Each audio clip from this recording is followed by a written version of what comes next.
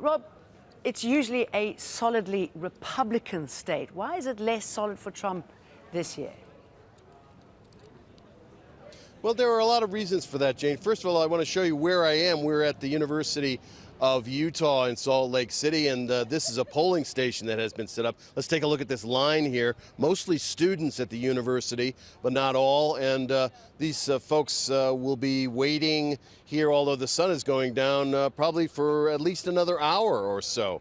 Now, the question of third-party and independent candidates is a very, very interesting one, and I'd like to expand on it a little bit, talk about Evan McMullin as well, with our guest, Mathew Burbank. Who's a professor of political science.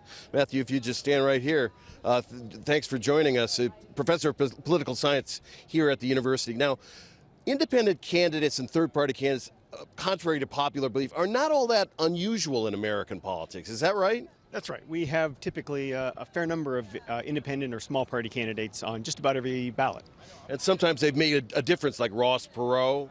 Right. Ross Perot was the most prominent, getting 19% of the popular vote. He didn't win any electoral college votes, but he got 19% of the 19% of the popular vote in 1992.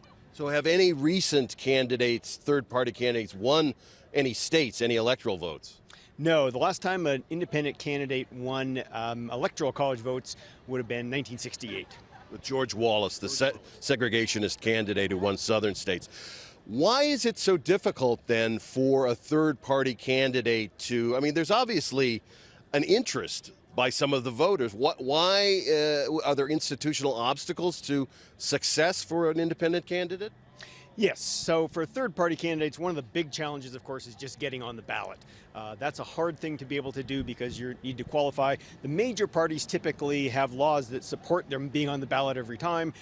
Lots of times with independents or small parties, they have to qualify for the ballot every time. And again, that's going to be 50 different laws in 50 different states. So that in and of itself is a real obstacle. Tell me why Evan McMullin, this former CIA operative, a former banking executive, former congressional aide, why is he doing quite well, comparatively speaking, here in Utah? Right, in part because, again, Utah voters are dissatisfied with the Republican nominee. This is a heavily Republican state, but they're not really happy with Donald Trump as the nominee, and that really has given Evan McMullin the opportunity to be able to step in and hopefully, you know, get a sizable proportion of the vote here. Are there specific cultural or political reasons why Utahns are turned off by Trump? It's a combination. Primarily, it is two things. One, it's because Utah voters tend to be quite conservative, and the other is because most of the voters in the state are LDS, that is the Church of Jesus Christ of Latter-day Saints. And so what that means is that for many of them, Donald Trump is just not the kind of politician they're used to supporting. And so one of the things that has meant is that they've not been happy with Trump all along, and many of them are very, convinced Republicans, and so they're having a hard time kind of deciding who do they end up voting for here. Professor, what's your best analysis of which way Utah and its 6 electoral votes will go tonight? My guess is Trump wins the state, but he doesn't win by a whole lot. He'll probably win with just a plurality of the vote. And again, we're used to Republicans winning here with 60 or 65 or 70% of the vote. So that'll be a real change. I think McMullin will get a sizable proportion of the electorate. And I think actually Hillary Clinton will do reasonably well. And talking about political parties and they're not immortal, they live, they die, they're born, they pass away. The Republican Party, if Donald Trump does not succeed in his run for the White House, is going to be in for some tough times. Is that right? Is it possible that party could split into one or more entities, 2 or more entities? It's possible.